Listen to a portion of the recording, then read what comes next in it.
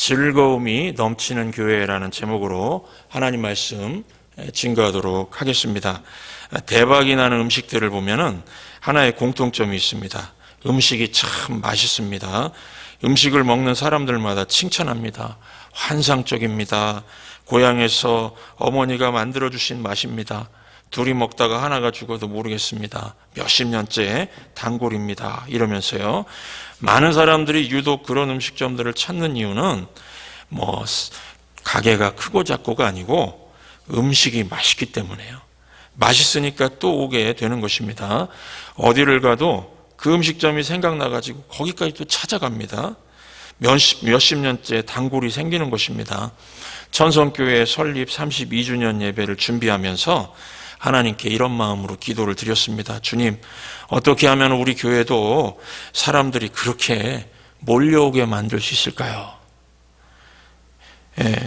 우선 주님께서 제 마음에 들려주신 것은 네 설교를 맛있게 만들어라. 네 설교를 맛있게 만들어라 였습니다. 내가 준 신구약 성경 가지고 맛있는 설교를 만들어서 먹이거라. 내가 사람을 보내도 너의 설교를 듣고 떠나면은 내 책임이냐 네 책임이냐 그러는 것입니다. 누구 책임입니까? 제 책임이죠. 그래서 저는 매일같이 기도하면서 이 맛있는 설교를 준비하려고 애를 씁니다. 설교가 맛없으면은 맛없다는 표현은 은혜가 안 된다는 거죠. 설교가 맛없으면은 얼마든지 다른 교회로 가버릴 수도 있고, 그냥 TV나 인터넷으로 다양한 설교를 그냥 수시로 청취할 수도 있습니다. 바라기는 우리 천성교회 강단에서 전해지는 하나님 말씀의 맛이 뉴욕에 두루두루 퍼져서 언젠가는 그 말씀의 맛을 보러 사람들이 주일마다 매일 새벽마다 몰려드는 날이 오게 되기를 기대합니다. 그런데 여러분, 이 가보고 싶은 교회가 되려면은 설교만 가지고는 안 됩니다. 사람들을 오게 만드는 중요한 요소가 한 가지 더 있는데 사도행전을 묵상하다 발견을 했습니다. 사람들을 오게 만드는 중요한 또 한 가지 요소는요, 바로 즐거운 분위기입니다. 즐거운 분위기. 우리가 어느 곳을 가든지 그곳에서 즐거운 경험이 있으면은 나중에 그곳을 또 찾게 됩니다. 교회도 마찬가지입니다. 교회에서 이 즐거운 경험을 하게 되면은 또다시 그 교회를 찾아오게 됩니다. 교회 설립 32주년을 맞이하는 우리 교회가 이 즐거운 분위기가 있는 교회, 즐거운 경험을 하는 교회가 되기 위해서 더욱 힘써야 할 것들이 무엇인지 본문 말씀을 가지고 살펴보도록 하겠습니다. 첫 번째는 형제 사랑의 분위기를 만들어야 한다는 것입니다. 로마서 12장 10절 보시면 형제를 사랑하여 서로 우애하고 존경하기를 서로 먼저 하며, 로마 교회에 이런 말씀을 주고 있습니다. 형제 사랑은 서로 우애하는 것, 또 존경하기를 서로 먼저 하는 것이다 그랬습니다. 만약 50명이 한 공동체를 이루고 있으면은 나 한 사람을 제외한 49명이 모두 나의 존경의 대상이라는 겁니다. 1대1로 생각하면 상대방이 나의 존경의 대상입니다. 혹 미워하는 사람이 있어도 그 사람 역시 나의 존경의 대상이라는 겁니다. 중요한 것은 내가 먼저 상대방을 존경해야 한다는 것입니다. 상대방이 나를 존경해 주면은 그 다음에 내가 존경한다 이게 아니고요. 내가 먼저 존경하라 이렇게 말씀하고 있습니다. 왜 존경해야 하는지 그 이유는 다 아시죠? 이 존경할 이유가 있어서 존경하기도 하지만 존경할 이유가 없어도 존경해야 됩니다. 왜냐하면은 교회 안에서 만나는 이 지체들은 예수 그리스도의 피값으로 하나님의 자녀가 된 사람들이기 때문입니다. 하나님께서 자녀 삼으신 대상을 결코 함부로 대해서는 안 된다는 것입니다. 이 미워도 먼저 존경해야 하고 싫어도 먼저 존경하라 이렇게 말씀하고 있습니다. 여러분, 형제사랑은 내가 좋아하고 내가 선호하고 나에게 도움이 되는 사람을 사랑하는 게 아닙니다. 그것은 주고받기식 세상 사람들의 이야기죠. 사랑할 만한 사람을 사람만을 사랑하는 것은 형제 사랑이 아니라 그렇습니다. 형제를 사랑한다는 것은 내가 사랑하고 싶은 사람을 사랑하는 것이 아니라 예수님께서 그를 사랑하시기 때문에 나도 예수님을 본받아 그를 사랑하는 것입니다. 교회 안에 이런 분위기가 중요하다는 것입니다. 여러분, 어떤 분들은요, 이런 얘기하면은 그게 가능합니까, 목사님? 목사님, 사랑하고 싶은 마음이 안 생기는데 어떻게 해야 합니까? 이런 질문을 합니다. 우리가요, 이 사랑을 감정으로 생각하면은 감정은 내 마음대로 컨트롤되지 않기 때문에 이 질문한 분들 말이 맞습니다. 불가능합니다. 안 됩니다. 저도 성경을 보면서 이걸 잘 몰랐었습니다. 그래서 이 사랑 그러면은 누가 보고 싶고 따뜻한 마음이 들고 그래야 된다고 생각했는데 성경에서 말하는 것은요, 감정이 아니라 의지적인 결단을 의미한다는 걸 깨달았습니다. 그러니까 사랑하라고 할 때는요, 보고 싶어 하라, 좋아하라라는 말이 아닙니다. 그 상대방의 필요를 채워주라는 말입니다. 그래서 원수를 사랑할 수가 있는 것입니다. 어떻게 해요? 목마른 사람이 있으면은 마실 것을 주고, 배고픈 사람이 있으면은 먹을 것을 주는 것입니다. 어떤 때는 마음이 내키지 않지만은 그 사람의 필요를 채워줄 수 있죠. 그 사람의 필요를 채워줄 수 있으니까 사랑하는 겁니다. 감정적으로는 잘 안 쫓아가지만 그 사람의 필요를 채워주면은 사랑하는 것입니다. 성경에서 말하는 것은 내가 이렇게 주님의 말씀에 순종하다 보면은 이 감정도 쫓아오게 된다는 것입니다. 이것이 형제 사랑이다. 그렇죠? 로마서도 그렇게 얘기하고 있고 오늘 사도행전에도 마찬가지입니다. 그래서 여러분들 그 사람을 사랑해야 하는데 그 사람에 대해서 싫은 기분이 여전히 가시지 않는다고 고민할 필요가 없습니다. 감정이라는 것은 컨트롤이 안 됩니다. 그런데 사랑하라고 하나님이 그러시니까 순종하다 보면 이런 순종의 분위기가 형제사랑의 분위기입니다. 주님 말씀에 순종하다 보면 감정도 좋아지게 된다는 것입니다. 그래서 형제사랑의 가장 좋은 예는 상대방의 필요를 먼저 채워주는 것입니다. 상대방의 필요를 먼저 채워주는 것. 제가 어렸을 때 봤던 이 TV 광고 중에 라면 끓여가지고요, 이 라면 한 그릇 딱 가운데 놓고서 형님 먼저, 아우 먼저, 형님 먼저 드세요. 아우 먼저 드세요. 그러면서 서로 먼저 먹으라고 하는 그 라면 광고가 있었습니다. 그 아주 오래된 광고인데 기억나시죠? 그 광고 한번 제가 잠깐 보여드리겠습니다.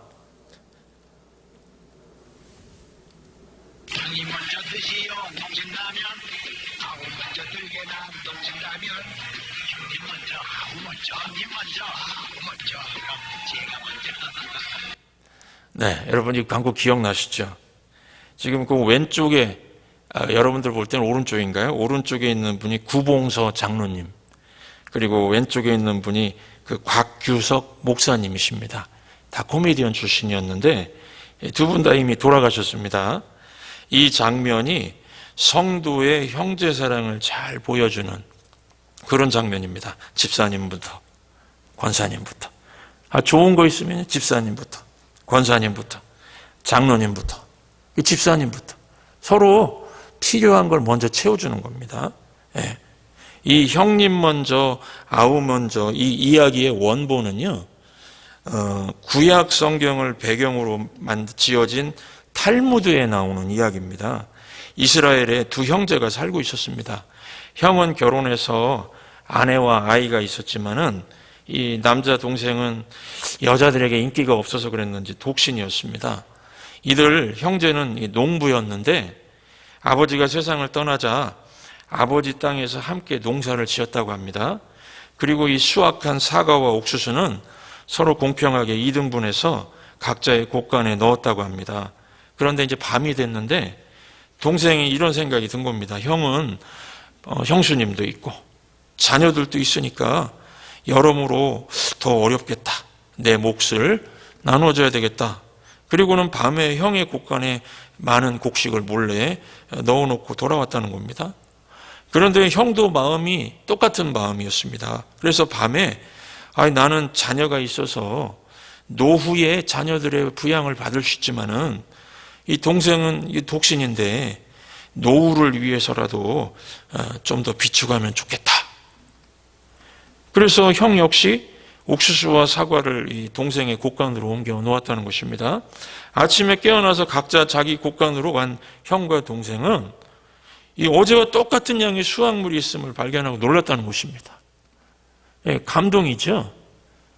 형님 먼저, 아우 먼저 하니까 부족함이 없게 되었습니다. 여러분, 오늘 본문 보시면은 실제로 초대교회는 이런 교회의 모습이었습니다. 자기 물건을 팔아서 상대방의 필요를 채워주었습니다. 44절, 45절 보시면 믿는 사람이 다 함께 있어 모든 물건을 서로 통용하고 또 재산과 소유를 팔아 각 사람의 필요를 따라 나눠주며 필요를 채워줬죠. 필요를 채워줬습니다. 그래서 초대교회의 모습에 전도를 많이 했다는 표현보다 상대방의 필요를 채워줬다 이렇게 표현하고 있습니다. 형제 사랑의 모습을 보여주고 있는 것입니다. 교회 안에 이런 형제 사랑이 넘치게 되자 사람들이 즐거운 마음으로 교회에 모이기 시작했고 주변 사람들이 그 모습을 보고 감동해서 몰려오기 시작했다는 것입니다. 우리 천성교회는 이 형제 사랑이 넘쳐서 상대방의 필요를 집사님들 필요, 또 권사님 필요, 그렇죠? 우리 교우들의 필요를 눈에 이렇게 들어오는 그 필요를 먼저 채워주시기를 바랍니다. 중증 그 뇌성 마비 환자인데요. 제가 감동받은 시가 하나가 있습니다. 중증 뇌성 마비 환자인데 그 김준엽 시인이라고요. 내 인생에 가을이 오면 이런 시를 썼습니다. 내 인생에 가을이 오면 나는 나에게 물어볼 이야기가 몇 가지 있습니다. 내 인생에 가을이 오면 나는 나에게 사람들을 사랑했는지에 대해 물을 것입니다. 그때 나는 가벼운 마음으로 대답하기 위해 지금 많은 이들을 사랑해야겠습니다. 그 움직이지도 못하는 분이요. 움직이지도 못합니다. 이렇게 입으로 편잡아서 이렇게 시도 쓰고. 이런 분이 지금 가을이 오기 전에 내가 많은 사람 사랑해야 되겠다. 굉장히 감동적이지 않습니까? 저는 목사니까 이 구절을 이렇게 바꿔서 읽어봤습니다. 내 인생의 연수가 다 차서 죽게 되어서 천국문 앞에 섰을 때 주님이 내게 사람들을 사랑했는지 물을 것입니다. 그때 나는 가벼운 마음으로 대답하기 위해 지금 성도 한 사람 한 사람을 이전보다 더 사랑해야 되겠습니다.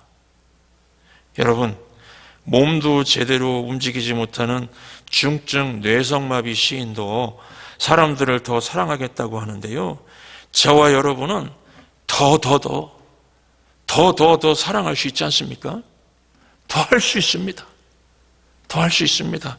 우리 교회는 이전보다 더 형제 사랑하는, 더 형제 사랑하는 교회가 되어서 언제나 오고 싶은 교회가 되도록 힘써 주시기 바랍니다. 두 번째, 즐거움이 넘치는 교회가 되려면요, 이게 교회의 이게 정체성이고 교회의 이게 사명인데요. 즐거운 교회가, 즐거움이 넘치는 교회가 되려면 축복받으러 교회 오셔야 됩니다. 축복받으러 교회 오고 축복하러 집에 가는 분위기를 만들라 하는 것입니다. 예배가 무엇입니까? 하나님께서 우리를 만나주시고 복을 주시는 시간입니다. 그래서 창세기 1장 28절 보시면 하나님이 그들에게 복을 주시며 하나님이 그들에게 이르시되 생육하고 번성하여 땅에 충만하라. 땅을 정복하라. 바다의 물고기와 하늘의 새와 땅에 움직이는 모든 생물을 다스리라 하시니라. 이렇게 기록되어 있습니다. 하나님이 사람을 창조하시고 가장 먼저 하신 것이 복 주신 겁니다. 축복을 주신 겁니다. 요즘에는요, 이 인본주의 시대의 문화는 뭐냐면 복을 내가 만들고 쟁취해야 된다. 그래서 사람들이 얼마나 피곤하게 사는지 모릅니다. 여러분, 복은 만들 수 있는 게 아닙니다. 하나님이 복을 주시는 겁니다. 그래서 우리가 태어나자마자 해야 될 것은 복을 받아야 됩니다. 새로운 한 주의 시작인 주일은요, 복을 받는 날입니다. 우리 성도는 먼저 복을 받고 시작하고요, 복을 나누는 존재입니다. 우리는 하나님에게 복을 받아야만 살 수 있는 그러한 존재로 창조가 된 것입니다. 그리고 우리가 복을 받았으면은 복을 전파해야 살만 나게 되는 존재로 그렇게 설계가 된 존재입니다. 그래서 생육하고 번성하라는 말은 복을 전수시키라는 뜻입니다. 내가 복을 충만히 받은 다음에 자녀들에게요, 후손들에게 복을 전달하는 것입니다. 땅을 정복하라는 말도 복으로 땅을 정복하라는 말입니다. 무력이 아니고요, 돈이 아닙니다. 또한 다스리라는 말도 하나님의 복으로 다스리라는 뜻입니다. 그러므로 예배가 중요합니다. 축복의 통로니까요. 하나님께 축복을 받는 시간이기 때문에 그렇습니다. 그래서 민수기 6장 24절부터 26절 보시면 하나님이 모세에게 가르치신 내용도 이스라엘 백성을 축복하라 했습니다. 이 민수기 6장 24, 26절 이 구절은 암송하시면 참 좋습니다. 여호와는 네게 복을 주시고 너를 지키시기를 원하며 여호와는 그 얼굴로 네게 비치사 은혜 베푸시기를 원하며 여호와는 그 얼굴을 네게로 향하여 드사 평강 주시기를 원하노라 할지니라. 축복하라고 가르치셨습니다. 그러니까 하나님은 복 주시기를 원하시는 분이라는 겁니다. 복을 주시기 위해서 저와 여러분들 이 자리에 부르신 줄 믿습니다. 그러므로 예배 자리에 나와서 할 일은 잘못한 거 회개의 기도도 필요합니다. 그러나 예배 근본은요, 본질은 하나님 제게 복을 주십시오. 하나님의 복을 받지 못하면 제 영혼은 가난해서 살 수가 없습니다. 제 육체도 힘이 없어 살 수가 없습니다. 그래서 하나님 제게 복을 주소서. 하나님의 얼굴을 제게 비치사 은혜를 베풀어 주소서. 하나님의 얼굴을 제게로 향하여 드사 평강을 베풀어 주소서. 그리하여 제가 축복의 통로가 되게 하소서. 이게 예배자의 간절한 마음이라는 것입니다. 여러분, 현대인들이 너무너무 바쁘죠? 참 바쁩니다. 직장에서, 가게에서 지친 모습, 기진맥진한 모습으로 귀가할 때, 또 퇴근할 때가 많지 않습니까? 그래서 그런지 이 주일에 예배 드리러 온 성도님들 보면은요, 이 피곤함에 지쳐 있는 분들이 많습니다. 여러분, 예배가 무엇입니까? 하나님의 임재 속에서 안식과 축복을 받는 시간입니다. 그래서 마태복음 11장 28절 수고하고 무거운 짐진 자들아, 수고하고 무거운 짐진 자들아 다 내게로 오라, 내가 너희를 쉬게 하리라. 주님께서 약속하셨습니다. 그래서 예배를 통해서 영혼의 쉼과 회복을 주시겠다는 것입니다. 그러므로 이 시간 주님 앞에 마음의 짐, 육체의 짐 다 내려놓으시기 바랍니다. 그거 메고 또 나아가시면 안 됩니다. 주여, 제가 제 마음의 짐, 육체의 짐 다 내려놓습니다. 저에게 쉼을 허락해 주십시오. 그러면요, 예배 드리고 나면은 이 배터리가 충전되듯이 영혼과 육체가 새 힘을 얻게 된다는 것입니다. 이것이 예배의 능력입니다. 또 예배를 통해서 하나님의 축복이 임합니다. 이거는 목사가 성도님들 격려하는 뜻에서 하는 말씀 절대로 아닙니다. 히브리서 6장 14절 보시면 내가 반드시라고 그랬습니다. 내가 반드시 너에게 복주고 복주며 너를 번성하게 하고 번성하게 하리라. 두 번씩 반복하죠. 확실하게 주시겠다는 겁니다.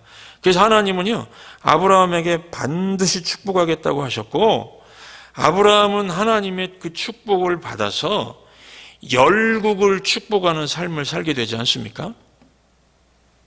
이게 하나님과 하나님의 백성들의 이 관계에서 오는 그 삶입니다. 그래서 우리도 마찬가지입니다. 그러므로 성도가 예배를 드린다는 것, 예배를 드리고 마치고요, 특별히 집에 돌아간다는 의미가 무엇입니까? 사무엘상 6장 20절 보시면 다윗은 예배 드리고 나서요, 나는 축복하러 집에 간다 그랬습니다.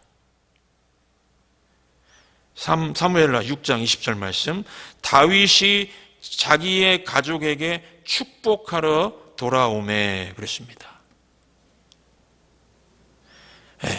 예루살렘 성에 이 하나님의 언약궤를 드리고 나서 예배 드렸죠. 그리고 나서 자기 가족들에게 축복하러 갔습니다. 다윗은 예배를 통해서 받은 축복을 가족들에게 흘려 보내려고 귀가했다는 것입니다. 우리는 집에 가면은요, 쉬고 싶은 마음이 앞섭니다. 또 왠지 집에 가면은 또 배가 고파가지고, 배가 고파서 뭐라도 먹고 싶은 생각도 있습니다. 빨리 가서 자고 싶다는 생각도 합니다. 그런데 다윗은 축복하기 위해서 예배드리고 그 예배를 통해서 받은 그 복을요, 바로 축복하기 위해서 집으로 간다고 그랬습니다. 그러니까 전혀 새로운 이 퇴근의 접근이죠. 이 귀가의 접근입니다. 어떤 남자 집사님이 이런 기도를 했다고 합니다. 하나님, 예배 끝나고 집에 돌아가서 우리 아이들과 놀아줄 수 있는 힘을 주옵소서. 서로 본론 결론이 없이 했던 말 또 하고 또 하는 아내의 말을 들어줄 수 있는 힘을 주옵소서. 예. 여러분, 놀아줄 수 있다는 것은 상대방과 어울릴 수 있다는 뜻입니다. 이 어울릴 수 있다는 것은 축복하는 사람에게만 임합니다. 어떤 신학자는 우리가 오늘 시편 23편을 읽었죠? 예. 여호와는 나의 목자시니 그가 나를 푸른 초장으로 쉴만한 물가로 인도하시는다. 이 쉴만한 물가를 놀만한 물가, 이렇게 해석을 했습니다. 쉴만한 물가는 놀만한 물가다. 누가 쉴만한 물가의 인격을 가진 사람이죠? 누가 축복할 수 있는 인격을 가진 사람입니까? 놀아줄 수 있는, 내 마음을 열고 놀아줄 수 있는 사람입니다. 놀아줄 수 있는 사람을 통해서 주변 사람들이 쉼을 누릴 수가 있습니다. 이것은 집에 가는 것뿐만 아니라 이웃 사람들, 또 직장 사람들, 가게 하시는 분들이라면 손님들에게도 마찬가지입니다. 여러분, 하나님은 우리를 통해서 가족을 축복하길 원하고 놀아주길 원합니다. 직장을 축복하길 원하고요, 세상을 축복하길 원하십니다. 오늘 예배를 통해서 우리 자신이 축복하는 존재임을 기억하시고 일상의 삶에서 축복을 하며 사시기 바랍니다. 아무리 약한 사람이라고 할지라도 축복할 힘이 없는 사람은 없습니다.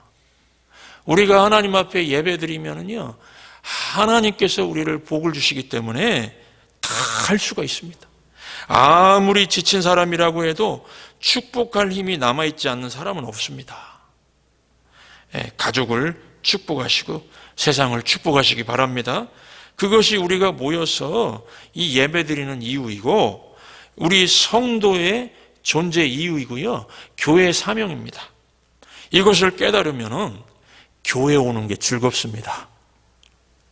교회 오는 게 즐겁습니다. 왜냐하면 이 하나님의 축복을 기대하기 때문입니다. 내가 오늘 예배에 가서 하나님의 축복을 받아야 한 주 동안 살 수 있지. 오늘 하나님께서 나에게 내 영혼과 내 마음에 어떤 은혜를 베푸실까? 이 축복을 기대하고 오기 때문에 즐겁습니다. 교회 오는 발걸음이 즐겁습니다. 예배 끝나고 귀가하는 게 즐겁습니다. 하나님께 받은 축복을 전달해야 될 사명이 있기 때문입니다. 오늘 말씀에 사도행전 2장 46절 보시면 날마다 마음을 같이하여 성전에 모이기를 힘쓰고, 일주일에 한 번이 아니고요, 왜 이렇게 예배를 드리기 위해서 교회에 모이는 것을 사모했을까요? 지금 초대교회의 모습입니다. 예배하러 교회 오는 것이 즐거웠다는 것입니다. 또 가고 싶고 또 가고 싶고, 오늘 새벽 예배도 나가야지, 수요 예배도 나가야지. 교회는, 예배는요, 강요로 오는 거 아닙니다. 가라고 등 떠밀려서 가는 건 절대 아닙니다. 내가 축복받아야 된다고 하는 동기부여 때문에 오는 것입니다. 그래서 예배하러 교회 오는 것이 너무너무 즐거웠던 초대교회입니다. 예배의 가치를 아니까요. 하나님의 임재를 체험하는 예배가 얼마나 중요한지 아니까요. 영혼 육이 축복받는 시간이니까요. 우리 천성교회는 이런 교회 되길 소원합니다. 세 번째로, 어떤 이 교회가 즐거운 분위기를 이렇게 보일 수 있는 교회인가, 즐거움이 넘치는 교회가 되려면요, 마지막으로 한 가지 더 말씀드립니다. 믿음과 기도를 연결시킬 수 있는 교회 분위기가 중요합니다. 믿음과 기도를 연결시키는 교회 분위기가 참 중요합니다.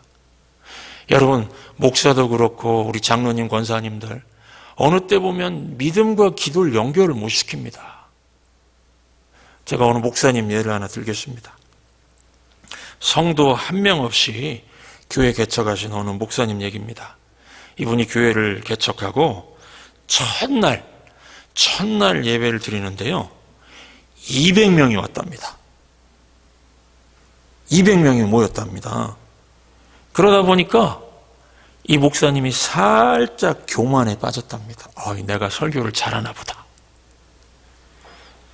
목회를 잘하는가 보다. 그런데요, 그 다음 주 수요일 날에 달랑 3명 왔답니다. 200명이 3명으로 확 줄었습니다. 한 명은 목사님, 한 명은 사모님, 또 한 명은요, 피아노 반주자. 이런 상황이 벌어지자 그날 그 수요 예배 그 자리에서 무릎 꿇었답니다. 무릎 꿇고 막 기도하기 시작했다고 합니다. 왜 안 오지요? 지난주에 200명이었는데 왜 안 오지요? 제가 뭐 잘못했습니까? 주님께 불쌍히 여겨달라고 막 기도를 했다는 것입니다. 그때 이분 간증이에요. 이 목사님 간증인데 이런 음성이 들렸다고 합니다. 네가 하냐? 내가 하지? 네가 하냐? 내가 하지? 무슨 뜻일까요? 200명의 사람들이 온 것이 그 목사 실력이 아니라 하나님이 모이게 하셨다는 것입니다. 그 목사도요, 믿음 없으면은 이렇게 실패할 수가 있습니다. 믿음과 기도를 연결을 못 시키는 거죠. 그 개척교회 목사님은 그 일 후에 하나님의 능력만 의지하는 목사님이 되시는데, 제가 그래서 그분의 목회 특징을 쭉 분석해 봤습니다. 이미 돌아가셨어요. 목회를 6, 7년 거의 40년 하시다가 은퇴하시고 돌아가셨는데, 그분의 그 목회의 특징을 보니까 오늘 이 설교 요점하고 똑같습니다.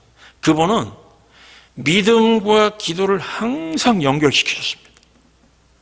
믿음과 기도를 항상 연결시키셨습니다. 여러분, 믿음이 무엇입니까? 믿음은 하나님의 능력을 의지하는 겁니다. 믿음은 현재형으로요. 지난주에 200명 왔으니까 그게 아닙니다. 믿음은 현재형으로 하나님께 맡기는 겁니다. 그러면 우리가 어떻게 맡길 수가 있습니까? 기도를 통해서 맡길 수가 있습니다. 기도를 통해서, 그래서 기도는 믿음을 유지하게 만들어줍니다. 주변을 한번 둘러보십시오. 신앙생활 하시는 분들, 교회에 다니시는 분들 다 한번 보십시오. 어떤 분들 보면은 믿음이 막 흔들립니다. 삶 가운데 무슨 일 하나 터지면요, 믿음이 막 흔들립니다. 믿음을 유지하는 것이 힘들다고 말합니다. 왜 그럴까요? 믿음을 기도와 연결시키지 못해서, 내 믿음을 기도와 연결시키지 못해서 그렇습니다. 기도해야만 흔들리지 않는 믿음을 가질 수가 있습니다. 여러분, 우리가 전능하신 하나님을 믿어드리지 못하고요, 전능하신 하나님의 약속을 붙들지 못하고 기도하지 못하니까, 기도하지 않으니까 이 기적을 경험하지 못하는 것입니다. 나는 열심히 노력하고 최선을 다하는데 인생이 왜 힘들고 막힐까요? 자꾸 그러시는 분이 있습니다. 나는 열심히 노력하고 최선을 다하는데 왜 인생이 이렇게 힘들고 막힐까요? 인생의 어려움의 광풍은 항상 불게 되어 있습니다. 내가 잘해도요, 나를 방해하는 대적들이 있고 세상이 나를 공격하기 때문에 그렇습니다. 여러분, 이 어려움의 광풍이 있고 암초가 기다리고 있고 그래도요, 하나님께서 은혜의 파도를 한번 불어주시면은, 은혜의 파도가 확 불면은요, 암초가 있어도 그 위를 샥 넘어가지고 앞으로 전진하게 되어 있습니다. 하나님께서 밀어주시는 것이 우리 인생이 되어야 복이 있는 것이지, 내가 힘쓰고 애쓰고 힘으로 되지 아니하고 능으로 되지 않는다 그랬습니다. 하나님의 영으로 된다 그랬습니다. 그래서 이런 말씀, 교회를 안 다니시는 분이 이런 말씀하면은 제가 불쌍히 이런 마음이 들어가지고 막 기도를 더 많이 하는데, 교회 생활 하시면서도 이런 분들을 자꾸 반복해서 하시는 말씀 들으면 어느 때는 답답할 때가 있습니다. 네, 하나님의 음성 들으시기 바랍니다. 저는 너무나 이 목사님의 간증에 제가 목회할 때도 충격을 받아서 나도 이렇게 해야지, 이 말씀입니다. 네가 했냐? 내가 했지? 사업을 네가 일으켰니? 내가 해줬지? 교회를 너가 했니? 내가 했지? 네가 지금 하는 것 같니? 내가 밀어주고 있지? 하나님 말씀입니다. 하나님 말씀입니다. 제가 이렇게 말씀하시는 하나님이 왜 이렇게 말씀하시는지 그 근거가 되는 성경 구절 한 구절 말씀드립니다. 잠언 16절 9절 말씀. 사람이 마음으로 자기의 길을 계획할지라도 그의 걸음을 인도하신 이는 여호와시니라. 이렇게 말씀하고 계십니다. 보십시오. 인생은 내 계획이 있습니다. 인생은 내 계획이 있는데요, 내 계획대로 되는 것이 아니라 인도하시는 여호와시니라. 하나님이 되게 해주신다는 것입니다. 그러므로 하나님께 맡길 수 있는 믿음, 이 현재형입니다. 어제 맡겼는데 어제 뭐가 잘 돼서 오늘 안 맡긴다, 그게 아닙니다. 하나님께 현재형으로 맡길 수 있는 믿음과 믿음을 유지시켜주는 이 기도를 우리 성도님들의 인생을 끌고 가는 두 바퀴로 삼으시기 바랍니다. 이렇게 믿음과 기도가 잘 연결되어 있으면요, 교회 생활이 즐겁습니다. 교회 생활이 즐겁습니다. 왜냐하면은 성도들이 모이면은요, 어두운 이야기를 하질 않습니다. 세상 이야기를 하지 않습니다. 무슨 이야기를 할까요? 집사님, 자, 하나님께 맡겼더니 지난주에 이런 일이 다 벌어졌습니다. 지난주에 믿음에 대한 설교를 듣고 일주일간 기도하면서 믿음과 내 기도를 연결시켰더니 하나님의 권능이 삶 가운데 이렇게 나타났습니다.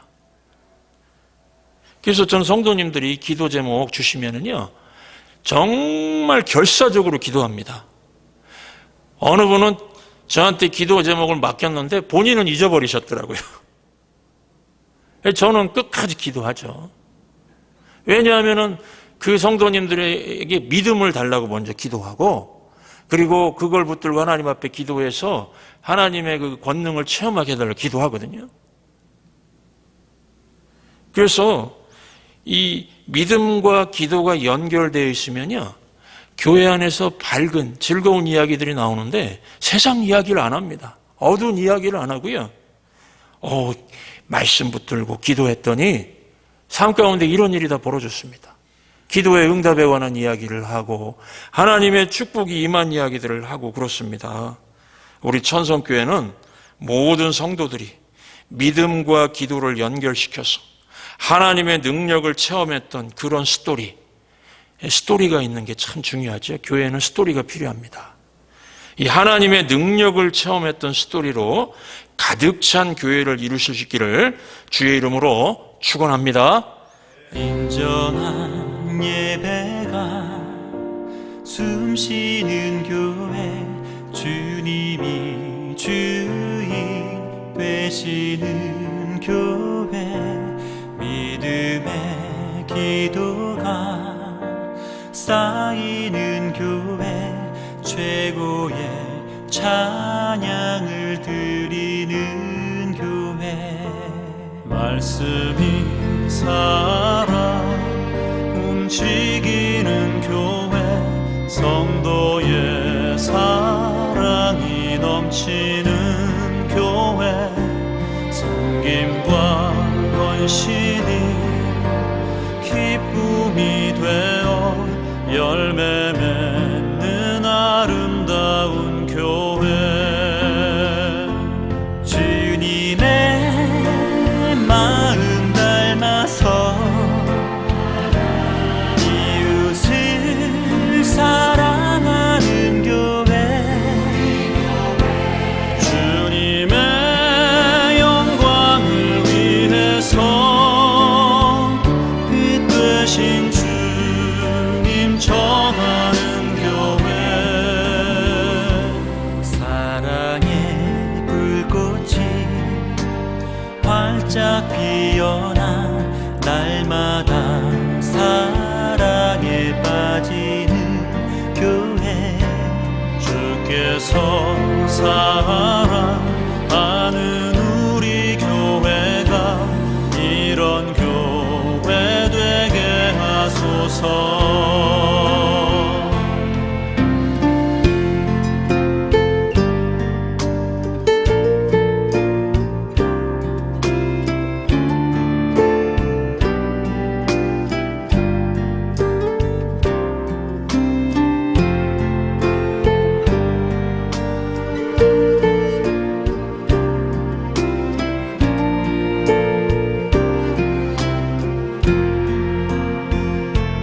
말씀이 살아 움직이는 교회, 성도의 사랑이 넘치는 교회, 섬김과 헌신이 기쁨이 되어 열매 맺는 아름다운 교회.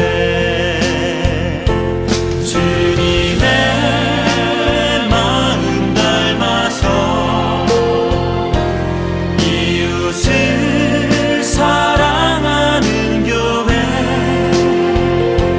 주님의 영광을 위해서